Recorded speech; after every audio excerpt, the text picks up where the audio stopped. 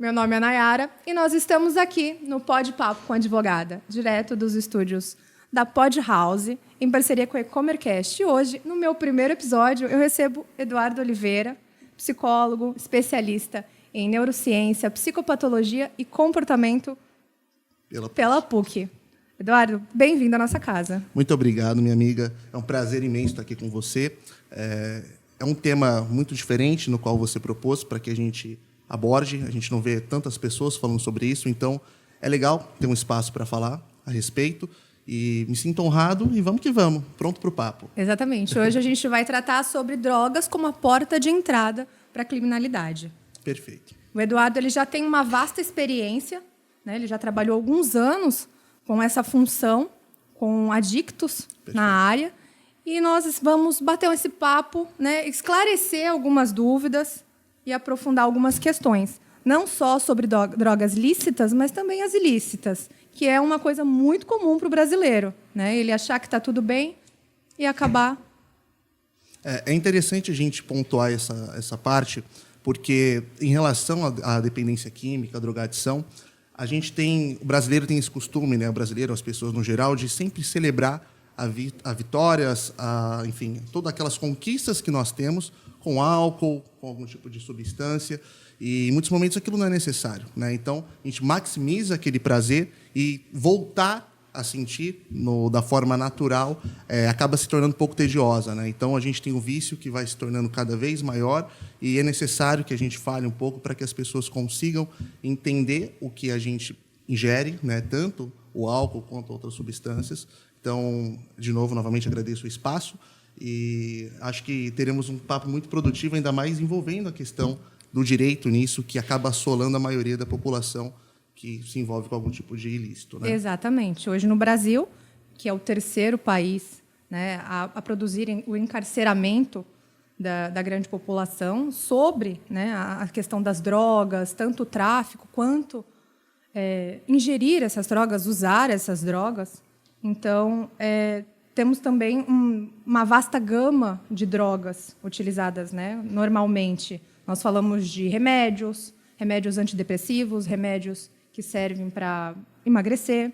Temos maconha, cocaína e drogas como o álcool, que também a gente trata superficialmente por ser uma droga lícita, e o cigarro também. Perfeitamente. Isso é muito interessante. Além dessas drogas que você citou, existem as drogas sintéticas, mas também existem as drogas que a gente ingere na nossa alimentação, né, que são a má alimentação, o açúcar, tudo aquilo que cria uma dependência, a gente engloba como droga. Claro que, em alguns momentos, aquilo se torna um pouco menos lesivo do que a dependência química no aspecto geral e os problemas sociais que são acometidos por conta disso. Certo. Qual a sua experiência com um adicto, trazendo assim para o seu pessoal como psicólogo? Bom, o tratamento de dependente químico normalmente ocorre sempre com acompanhamento de um psicólogo, né? Ou melhor, deveria ocorrer, né? Então, nós temos esses encaminhamentos que são feitos, chegam às clínicas, né? Chegam aos atendimentos, mas também eu trabalhei um tempo em comunidade terapêutica, onde eu pude angariar essa experiência e acrescentar, né, tanto no meu currículo, mas principalmente em conhecer pessoas que conseguiram se livrar desse vício e outras que continuam na luta. Então, eu creio que a comunidade terapêutica em si seja a principal fonte de informação, porque ali a gente busca na raiz o acesso dessas pessoas à droga, a gente vê o problema da drogadição no aspecto familiar e, principalmente, as patologias que ocorrem dentro de uma comunidade terapêutica, né? Então, eu tive o privilégio de conhecer algumas pessoas que fizeram um trabalho fantástico, que estão limpos há alguns anos, que conseguem promover um pouco de autoestima, segurança e conforto para aquelas pessoas que estão tentando lutar contra a dependência química. Hoje, geralmente, a gente costuma ler que 72 horas começa a sentir a abstinência dessa droga. 72 horas, a gente sabe que não é um prazo tão comumente, seria tão rápido, né, para uma pessoa que ela está acostumada a ingerir álcool praticamente todos os dias. Qual o prazo que seria assim, ideal, de uma forma aceitável, para que ele comece a ter, de fato, uma desintoxicação? Bom, depende da substância, né? A gente falando do álcool, a grande questão em ambas substâncias ou em todas que nós temos, é a descarga de dopamina, né? É uma que a gente chama de descarga dopaminérgica, que ocorre no cérebro do indivíduo, que nada mais é do que a busca por recompensa e prazer. Então, o indivíduo começa utilizando aquela substância por N fatores, sejam fatores sociais, sejam fatores culturais ou festividades, celebrações, e aquilo causa tanto prazer que ele quer repetir a dose. Então, o vício ele se instaura dessa forma. Então, a gente primeiro, não temos dose segura para o álcool, né? Isso é um engano que a população tem. Alguns falam, você pode tomar uma latinha de cerveja ali, ou consumir 150, 300 ml que você não vai ter problema. Mas cada corpo tem uma reação. Então, existem pessoas que criam a dependência alcoólica de uma forma precoce, com essa quantidade de substância que já é ingerida, e tem pessoas que têm uma resistência um pouco maior à substância do álcool. Então, em relação a esse processo de desintoxicação, ou até mesmo em quanto tempo que eu me considero um alcoólatra, né? Ou um dependente químico, enfim, a gente não tem informações tão exatas porque muda, mas dentro do aspecto geral seria essas 72 horas, que seriam mais suficientes para repetir a dose, né? Eu diria que a pessoa que tem algum tipo de dependência, ela repete até menos, né? Drogas como crack, por exemplo, que tem uma curta ação, a pessoa repete vários usos no mesmo dia, entende? E isso passam dias e dias usando. A gente tem relatos de gente que ficou 20 dias, 10 dias em consumo dessas substâncias, justamente porque o efeito dura muito pouco, é muito forte, é muito prazeroso, e quando a realidade volta, a culpa existe, então a gente foge. Então a gente fica nesse ciclo vicioso. Exatamente. Nós sabemos que não só o brasileiro, mas o ser humano em si, ele tem, né, essa mania, esse costume de festejar com álcool. E quando passa do limite? Quando não é mais festejar, e sim ele cria essa dependência do álcool. Isso é não só o álcool, claro, outras todas as drogas. substâncias, né? Mas em relação ao álcool, é uma cultura, né? A gente vê relatos bíblicos que já se utilizavam do álcool para comemorar algumas coisas, né? Ou antes disso, a gente vê o povo nórdico, a gente sempre vê celebrações envolvendo bebidas, drinks, né? A gente vê ainda o consumo de pessoas que estão encarceradas criando bebidas artesanais. Então, em relação ao consumo seguro de álcool, ou melhor, como é que eu consigo, né, identificar o que é um consumo saudável dentro do esperado seria o uso menos lesivo possível. Quando a gente vê que está causando problema a si e a terceiros, né, porque primeiro são os terceiros que identificam o problema do álcool. Sim. Né? Os familiares, são as empresas que acolhem aquelas pessoas que estão trabalhando, né, que vê que o funcionário falta uma vez, falta duas, a família que vê que está sumindo dinheiro dentro de casa, ou não chega dinheiro porque existe o consumo antes desse dinheiro chegar. Eles acabam priorizando. Né? Exatamente. Primeiro eu vou... Perfeito. Essa prioridade é o principal indicativo, né? E, claro, se a gente vê que a pessoa está tomando aquilo para se livrar de uma realidade que não está conseguindo lidar / suportar, é o primeiro indicativo que aquele álcool ele deve ser só uma fuga daquela realidade, daquele sofrimento. Então, é ali que a gente identifica os consumos que não são seguros. E, principalmente, os excessos, né? A gente vai para uma festa, é natural que a gente beba, em alguns momentos outras pessoas ficam alegres ou até mesmo embriagadas, mas existe um momento ali que a pessoa consome uma garrafa, duas, ali a gente já acende um alerta para um consumo que ele é acima do esperado, né? Então, o que a gente espera de uma pessoa com consumo saudável é aquele que a pessoa consiga se soltar um pouco mais, né? Porque por isso que o álcool também é muito utilizado, para que exista essa quebra da barreira da censura, para que a gente consiga se expressar. Como dizem, cria coragem. Né? Perfeitamente. O álcool entra, as verdades saem, cria coragem, torna-se outra pessoa. E ali é onde o pessoal fala, né? O clima fica gostoso, né? Ali seria a dose talvez um pouco mais segura,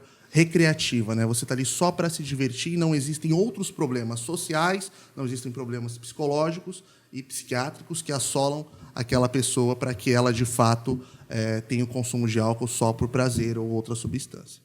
Nós sabemos que hoje existem alguns tipos de internação, né? A compulsória, a voluntária, são 3 tipos no caso.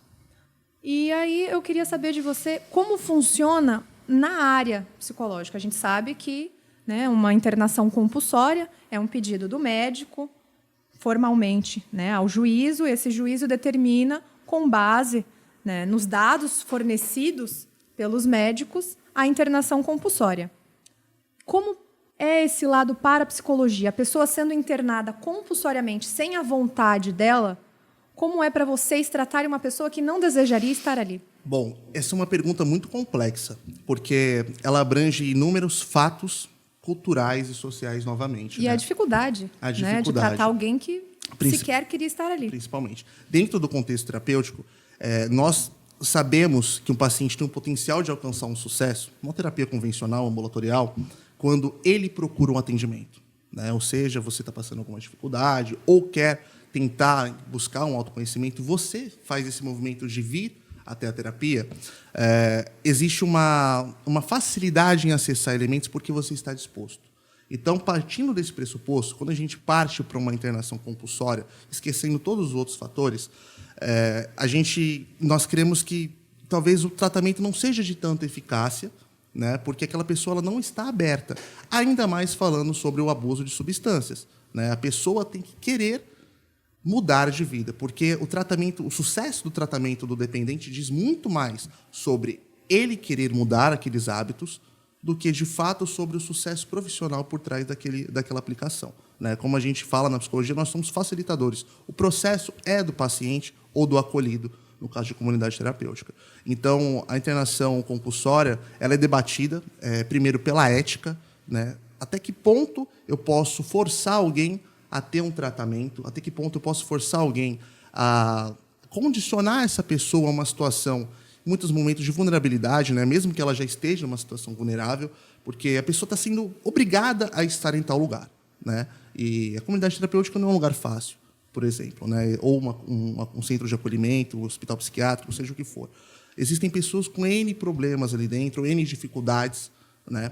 E quando a pessoa se depara com aquilo, ela pode se sentir de diversas formas, mas eu acho que a privação da liberdade é uma delas.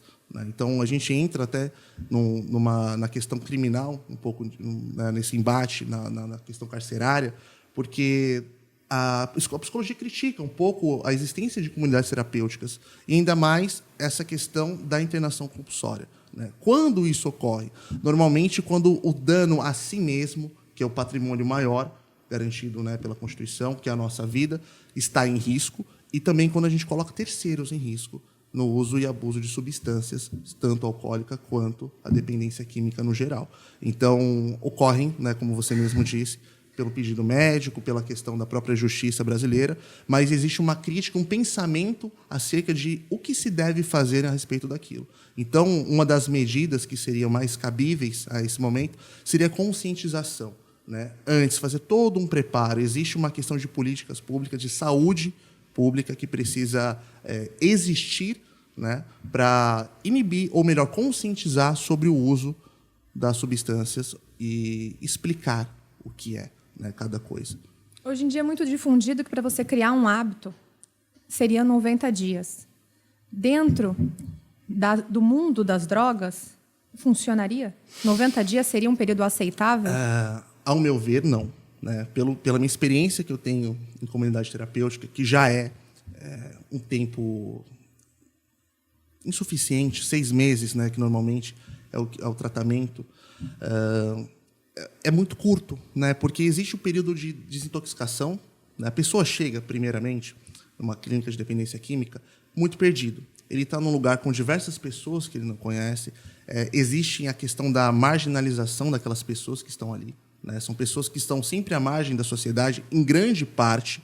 Né? Ou seja, falando de uma comunidade terapêutica que acolha indivíduos de uma forma gratuita, com apoio do governo federal, é muito complexo, porque, às vezes, uma pessoa que tem uma classe social um pouco maior se depara com pessoas que ela julga mal encarada, ou julga criminosa, ou se julga diferente daqueles, e pode ocorrer um processo de exclusão daquela pessoa. Então, eles ficam com a mente muito barulhenta, como eles mesmos denominam, né? Preocupados, alguns persecutórios ainda pelo efeito da substância. Né? Então, o tempo todo estão ali achando que alguém vai matar, que a polícia vai prender, tentam fugir em alguns momentos, algumas pessoas.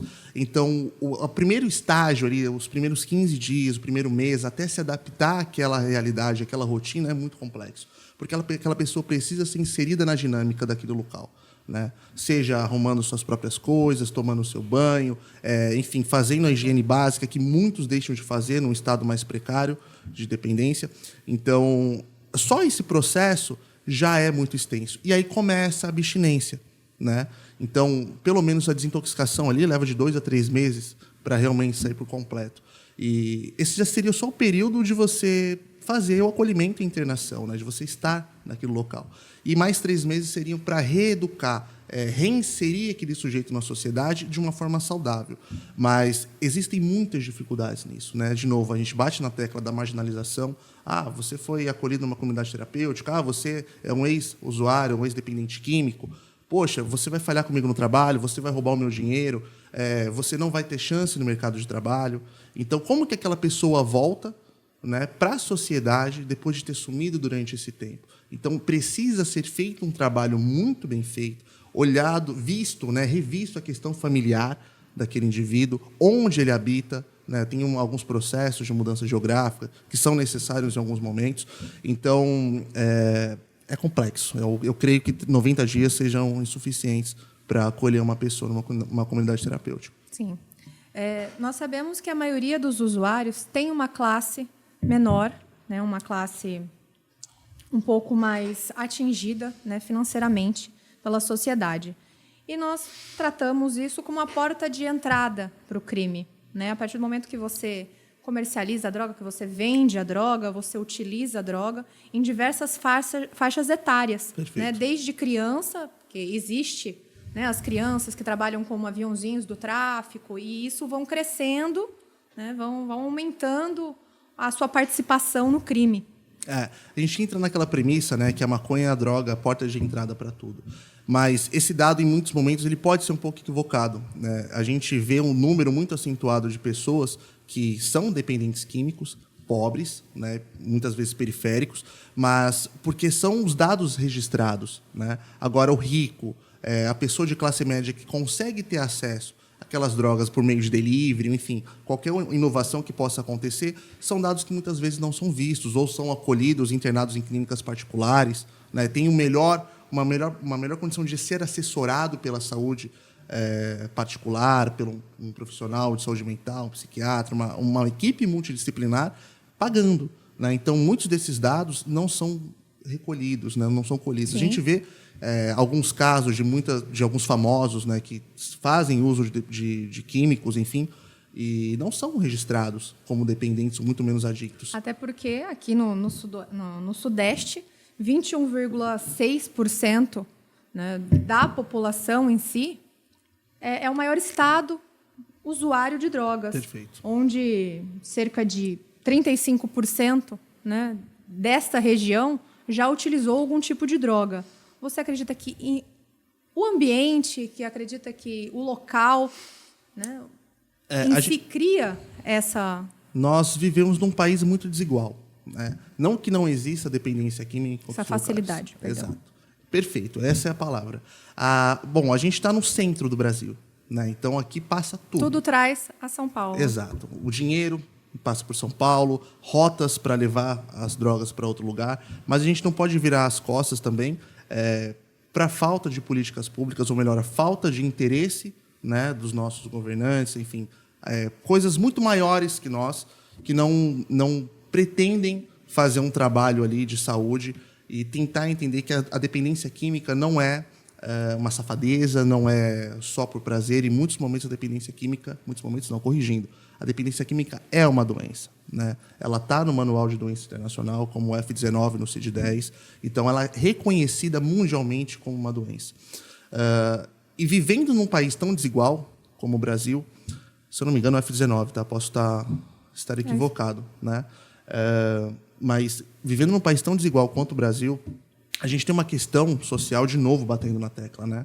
Como que se inicia, sendo que se vende em muitos momentos em locais periféricos, né, em comunidades, em favelas, que estão recheadas de jovens ali que não têm acesso à cultura, à educação, não têm acesso a informações, não têm acesso, muitas vezes, a serviços básicos de saúde, ou não têm acesso à comida, e vê no tráfico uma forma de conseguir prover aquilo para a família, né?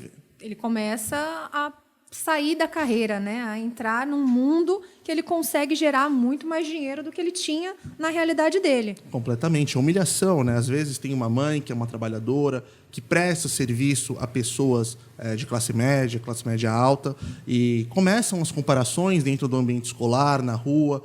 Existem pessoas que nunca visitaram algum tipo de fast food, por exemplo, né? Existem pessoas que não conseguiram ter acesso àquilo que é básico para nós. Então, para eles é uma coisa muito grande.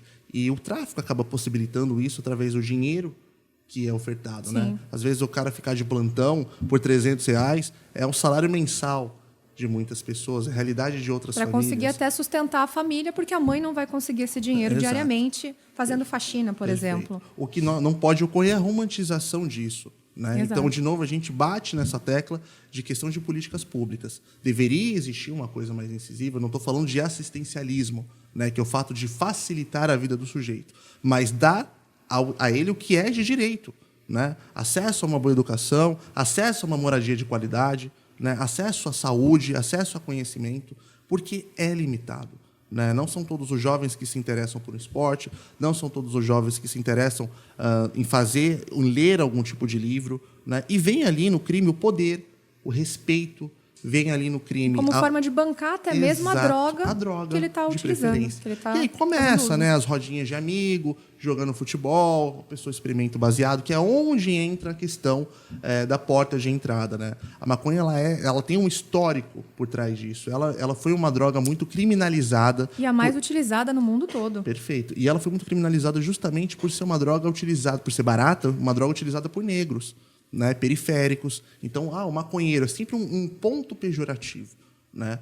Mas ninguém fala, em muitos momentos, do cara que está ali sendo usuário de cocaína, que tem um poder aquisitivo maior, né, e usa aquilo só como algo recreativo. Então, tudo aquilo que vem do pobre, do preto, do periférico, ele é ruim em muitos momentos. Né? Já aquilo que vem de cima, que você tem muita grana para investir. A gente vê, existem séries como Narcos que retratam um pouco, né, da chegada da cocaína, se não me engano, na Califórnia, ou Miami, não me recordo exatamente. E, enfim, como isso se difundiu pelo Brasil. Né? Quem tinha acesso a esse tipo de droga sempre foram pessoas com poder aquisitivo mais alto. Então, eu marginalizo aquela pessoa que fuma maconha, né, e trago para a minha vida até um químico mais forte em muitos momentos, entende? Então, existe um histórico cultural que precisa ser revisto em todo o país para a gente conseguir falar melhor sobre dependência química. Para a psicologia, essa guerra de drogas, ela tem um público preferencial? Então, ela tem um público-alvo? Tem. Normalmente são essas pessoas periféricas, né? É até uma forma de entretenimento. As pessoas, como surgem outras, vão se popularizando outras culturas, né? Ali, o funk vai crescendo dentro das comunidades.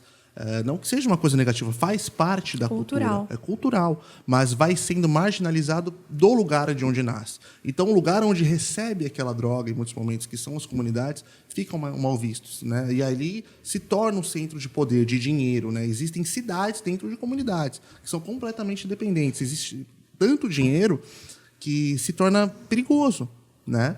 E, enfim, aí vão se expandindo cada vez mais, e fora o Estado que se utiliza desses artifícios também para conseguir manter todo o sistema girando, né? Geralmente, né, a gente começou a ler sobre as drogas e eu vi que houve um investimento de cerca de 7 bilhões contra as drogas. Não é um valor baixo, Não. Porém insuficiente. Bom, de novo a gente bate na questão do interesse. Né? Existe uma máquina, né? A gente não está falando de uma questão de conspiração. Né? Não é uma teoria conspiracionista, mas todos nós somos peças dentro de uma engrenagem que é o nosso país. E existem coisas que não são interessantes. Né? Esses investimentos foram exatamente direcionados para onde? Entende? No que investiram? Porque só investir no combate à drogadição, só investir para essa droga não chegar à comunidade não é suficiente.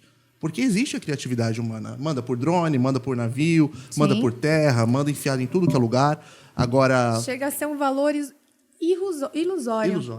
Ilusório. E existe... Porque a maior apreensão de drogas hoje é 15 milhões. Entende? Em cocaína dentro do Brasil. Esse é um valor... E aí, quando você fala que ele investiu 7 bilhões, Você chega a falar, foi pouco, perto pouco. da quantidade que está sendo utilizada dentro do país. Eu não digo nem que é pouco, eu digo que é mal trabalhado, porque esses 7 bilhões poderiam ser revertidos de uma outra forma. Ao invés de trabalhar em como essa droga... Claro que precisa, né, ter o controle de fronteiras, enfim, mas em vez de trabalhar como essa droga chega, a gente tem que trabalhar como essas pessoas recebem. O porquê não usar? Porque se eu tenho ali uma vida de qualidade, se eu tenho em muitos momentos acesso a coisas, se eu tenho acesso a conhecimento, se eu tenho acesso à saúde, se eu tenho acesso à educação, à cultura, por que a droga ela vai existir na minha vida, ainda mais nesse público da periferia, né, periférico, entende? Então, talvez os investimentos tenham sido mal feitos ao longo desses anos, né, nessa luta contra as drogas. Então, a gente sabe que existem coisas, de novo, muito maiores que nós temos conhecimento, que nós não temos conhecimento, corrigindo, mas em muitos momentos existem justamente esse ponto que é onde foi parar esse dinheiro. Por que não tem mais escolas? Por que existem comunidades ainda que vivem em situações insalubres, né, com uma condição totalmente deficitária para criação de doenças, enfim. Existem comunidades que até hoje vivem sob palafitas, né? A gente tem a maior favela de palafitas da América Latina aqui do nosso lado, Sim. que fica em São Vicente, né? Então, 7 bilhões não dava para ter trocado essa população de local, né? Então, precisa desse investimento, sim, controle policial, de fronteira, claro que precisa, mas também precisa saber como a gente vai aplicar para que essas pessoas não tenham interesse em utilizar esses químicos.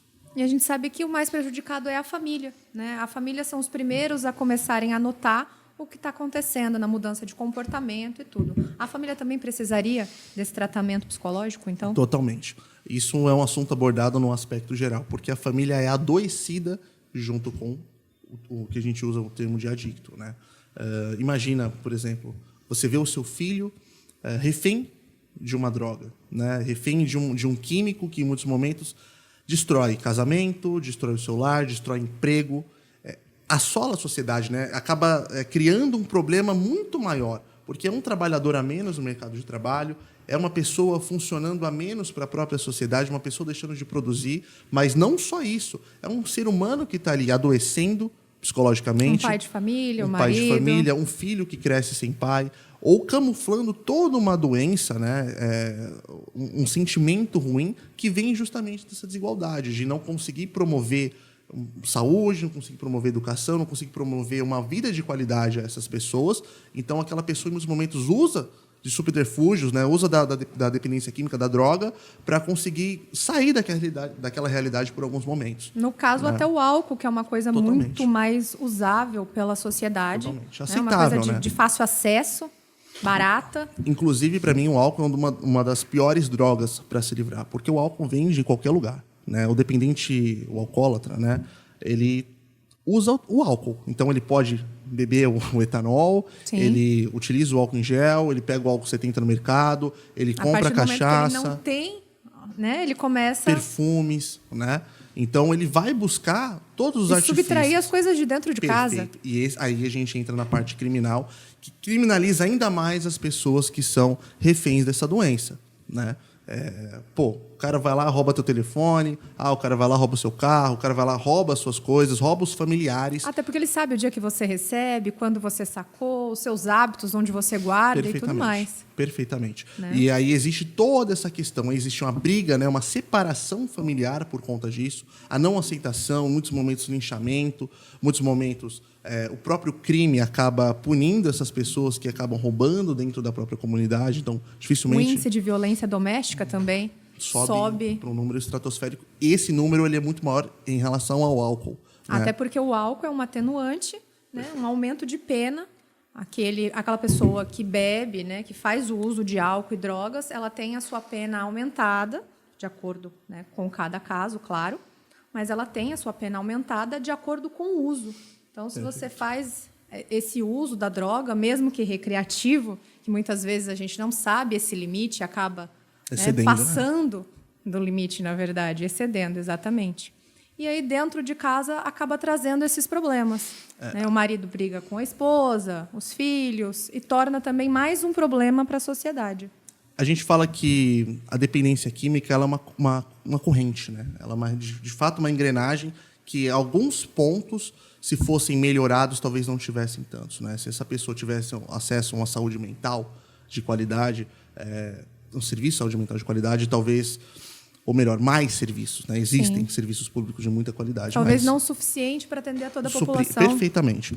E talvez não precisasse do álcool para camuflar, né? A gente chama o álcool de muitos momentos o principal agente que te coloca uma capa, né? Te transforma em alguém muito diferente para você expressar e sentir tudo aquilo que a vida te causa. Todas as marcas, todos os traumas. E se torna uma coisa cíclica, né? Porque, tu viu teu pai morrer no crime, aí você começa a gerar em algum momento ali algum tipo de dependência, e aí começa a estragar a sua família por conta disso, estragar o seu futuro, e aí você continua bebendo. Aí existem as doenças físicas que ocorrem, né? A cirrose, enfim, entre outras no caso do álcool.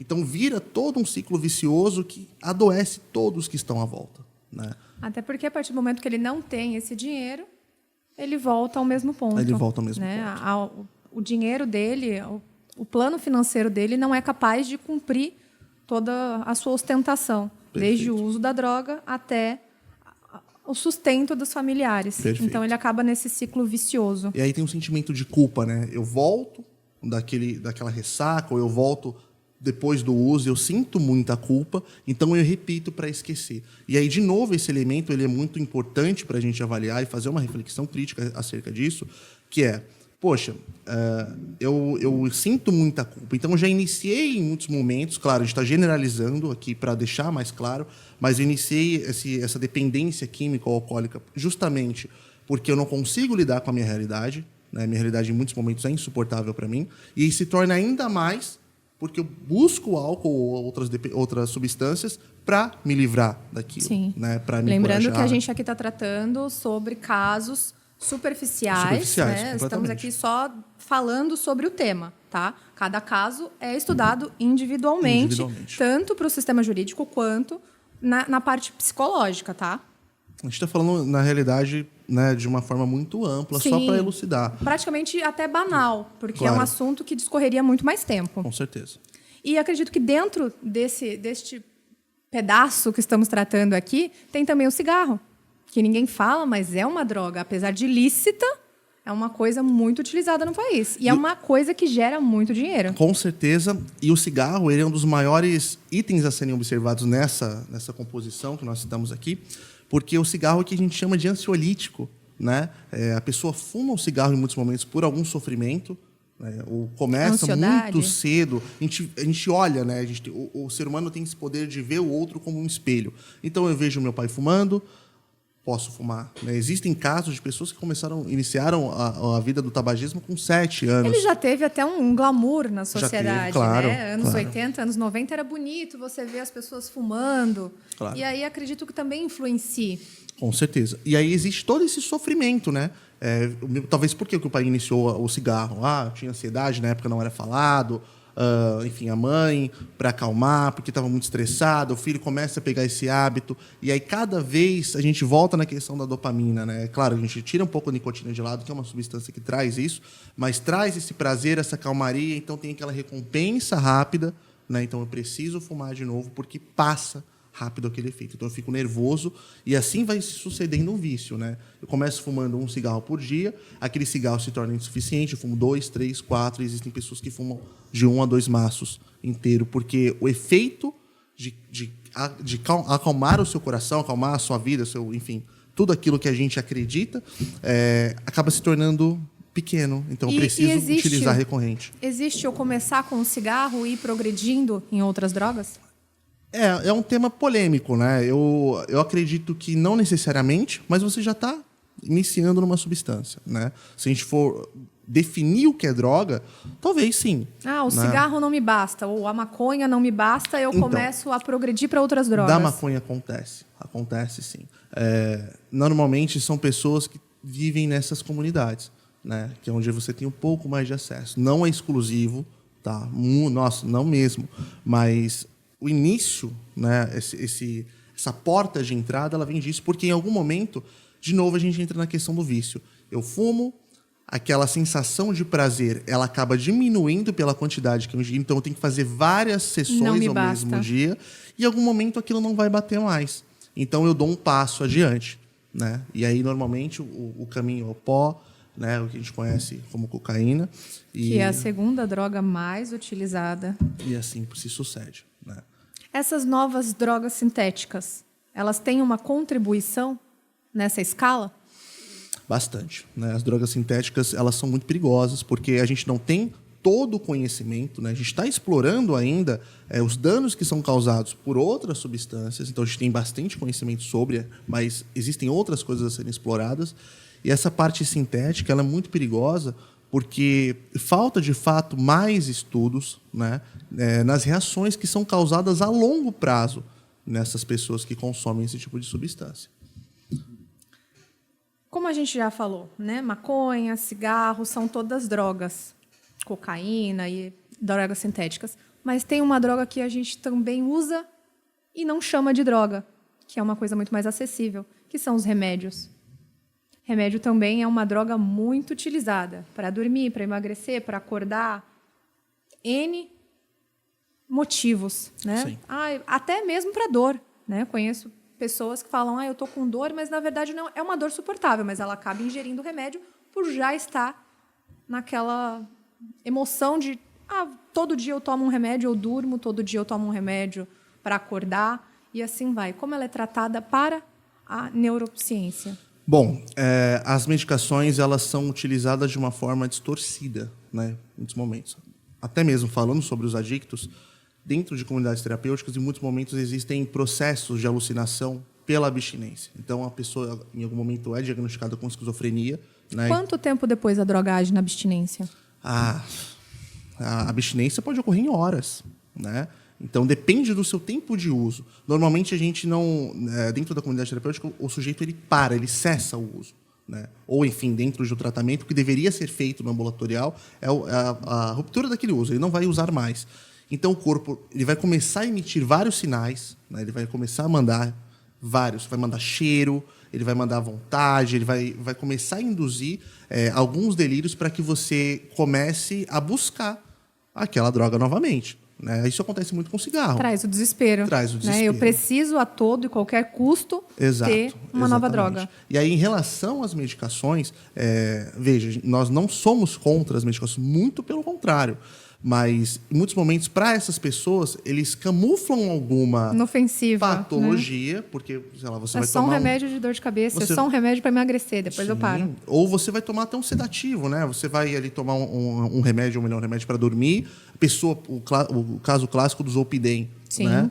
Você toma o Zolpidem, priva o sono, enfim, aí entra num processo muito complexo que pode causar inúmeros danos para aquela pessoa, inclusive a dependência, né? Ou outros psicoestimulantes. Né? A gente tem o TDAH, que o povo tem falado muito. E uma medicação que é muito utilizada dentro do TDAH é a Ritalina, que é um psicoestimulante.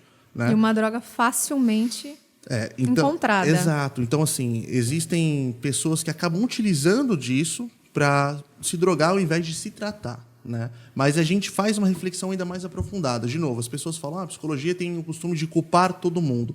Mas eu creio que seja muito mais uma análise do que a gente faz da sociedade que a gente vive, como está adoecida, que precisamos, como você mesmo disse, de remédio para acordar, para levantar, ou precisamos de remédio para sobreviver.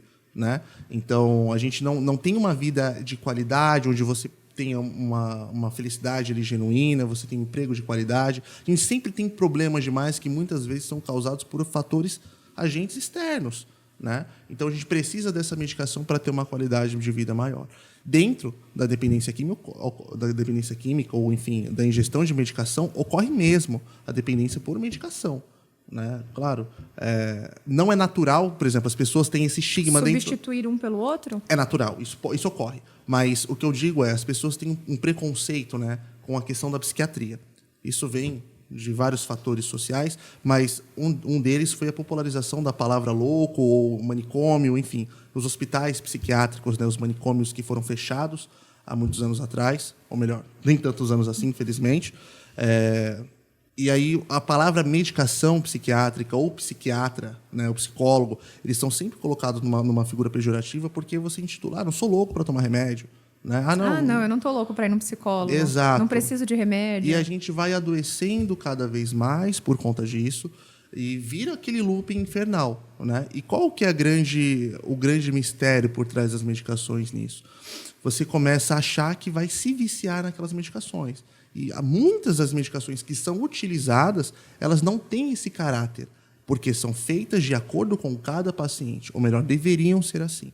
Né? Então, eu não vou dar uma miligramagem de alto risco para um paciente que está iniciando uma medicação. Né? Claro, de novo, batendo na tecla psicólogo, a psicologia não é autorizada a distribuir medicação, mas a gente trabalha em conjunto com neurologistas, médicos psiquiatras, que junto com a equipe, com os psicólogos, conseguem ali, em muitos momentos, definir, né? Ou até mesmo eles têm a total autonomia para medicar um paciente com doses introdutórias. Né? Eu não começo um paciente com 100 miligramas, com 200 miligramas, a não ser que o caso seja muito acima do que a gente está acostumado. Então, as pessoas se viciam, acham que vão se viciar, evitam, e ali surgem mais doenças, e aí iniciam a medicação a contragosto e utilizam de uma forma errada. Né? Por exemplo, a questão, volto a dizer a questão do Zolpidem. Toma o Zolpidem antes de estar deitado, não faz higiene do sono, né? Tá ali o tempo todo exposto a vários riscos e aí depois culpa a medicação. Muitas vezes é uma falta de orientação médica, pode ser, mas muitas vezes é justamente a falta de disciplina com o próprio medicamento. Desculpa. Entrando nessa teoria de remédios e tudo mais, hoje nós temos a maconha com um uso benéfico, né? E temos também ela como uso recreativo. Para a psicologia, onde é a linha tênue da maconha? Bom, na verdade, ela não chega nem a ser tão tênue assim. Ela é bem prática, né?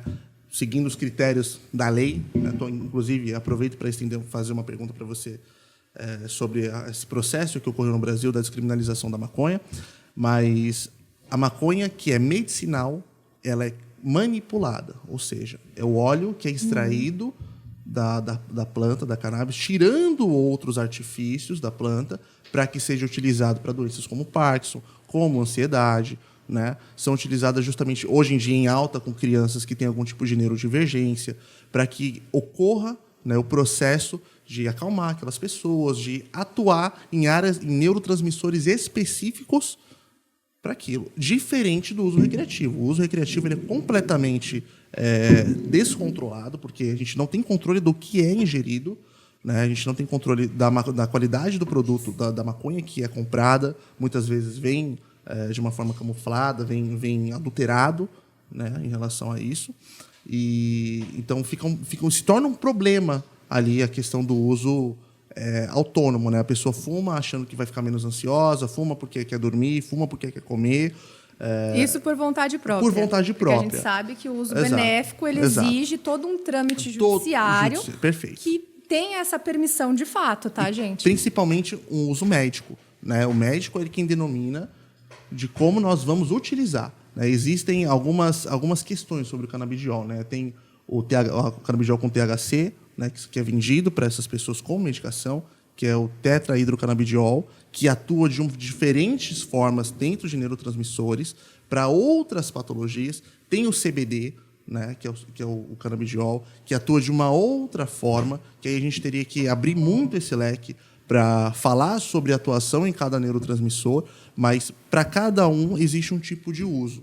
Né? Então, o médico daquele caso vai verificar qual seria a melhor atuação daquela medicação e se serviria para aquele paciente. Existem relatos de pacientes que ficam mais agressivos com o uso do canabidiol. Então, é uma medicação maravilhosa? É maravilhosa. Né? Desde que usada da forma correta. Né? Então, a gente parte mais ou menos desse pressuposto e deixando muito claro, inclusive fica uma recomendação, canabidiol tem que vir de uma indústria de segurança, né? Que você tenha confiança naquele lugar. Existem pessoas que fazem esse processo de forma artesanal. E existe ali inúmeros riscos disso. A forma que aquilo foi extraída tem temperatura, tem jeito certo, tem qualidade de planta para aquilo. Existem pessoas que querem extrair de uma planta de baixa qualidade, querem fazer um processo artesanal que acaba sendo perigoso. Correto. A descriminalização da maconha eu vou deixar para um próximo Pode-Papo. Eu espero que você retorne. Foi um prazer te receber aqui e vou novamente te convidar para você vir debater conosco essa descriminalização da droga. Com certeza, foi um prazer imenso apresentar também um pouco do trabalho que a gente já participou aqui na cidade de Peruíbe.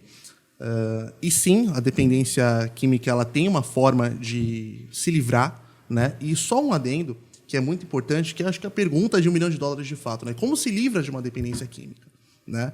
A gente não substitui um hábito ruim sem criar um novo hábito. Então, eu não consigo tirar a minha drogadição se em algum momento eu não colocar um hábito saudável. Atividade física, terapia, em muitos momentos a própria medicação colabora com isso, uma vida um pouco melhor, buscando ali uma mudança geográfica, ou seja, sair daquele lugar onde era de uso, né? Então, o acolhimento familiar é muito importante, acreditar naquela pessoa é muito importante. Então, a dependência química... Os AAs e os NAs ajudariam? Perfeito. Essa, inclusive, é uma das poucas formas de se manter limpo, né? São os grupos de apoio. Tanto Narcóticos Anônimos quanto os Alcoólicos Anônimos são grupos maravilhosos, criados por esses usuários ou dependentes /adictos, né, para ficar mais claro, de acolhimento, onde eles trocam a experiência e onde eles identificam, existe todo um regulamento. A identificação ainda é você sentir a dor do outro para saber como aquilo funcionou. Eles usam algumas siglas, alguns termos muito específicos, mas um me agrada muito, que é calçar o calçado do outro, estar nos meus sapatos, né? Porque cada pé tem o seu molde, tem a sua forma, tem o seu tamanho, e quando eu consigo colocar a dor do outro em mim, eu consigo entender um pouco melhor sobre o que aquilo se trata. E um recado aí para os Narcóticos Anônimos só por hoje. Foi um prazer ter você aqui. Eu espero que a gente possa aprofundar em outros temas e recebê-lo novamente aqui na nossa Pod House. Com certeza, é uma honra participar com você, minha amiga, e tenho muito carinho, muita admiração e desejo um sucesso para o podcast que seja muito produtivo para as pessoas que queiram consumir um conteúdo de qualidade. É isso que a gente espera, fazer um pod-papo para vocês entenderem mais assuntos que nós tratamos no juízo, nós tratamos no judiciário, junto com outros profissionais, pessoas que já passaram por situações e outros N convidados que nós vamos trazer. Inclusive, se vocês tiverem dúvidas, se vocês quiserem dar dicas de temas, mandem lá no @podpapo com advogada, que eu vou estar pronta para atender todo mundo. Eduardo, aproveitando a sua presença aqui, conta para a gente qual que é a sua rede social e como que a gente te acha. Bom, atualmente faço atendimentos aqui em Peruíbe, então a cidade pequena a gente acaba se encontrando, mas meu Instagram, que é a rede social que eu acabo ficando mais ativo, é Eduardo Oliveira, PSI, e só, né? Então o Eduardo ali tem o Oliveira junto, com apenas um O. Acho que vai ficar na descrição, fica um pouquinho mais fácil. Tá bom? As minhas redes são @nayaraase e @podpapo com advogada. Eu espero que vocês me encontrem lá e que a gente possa fazer vários programas aqui, convidando N pessoas e tornar isso tudo um podpapo mais legal. E aproveitando, um recadinho para vocês que querem ter o seu podcast, para vocês que querem estrear nessa área, entre em contato conosco aqui na Pod House. Conversa com o pessoal, eu tenho certeza que eles vão estar prontos para te atender.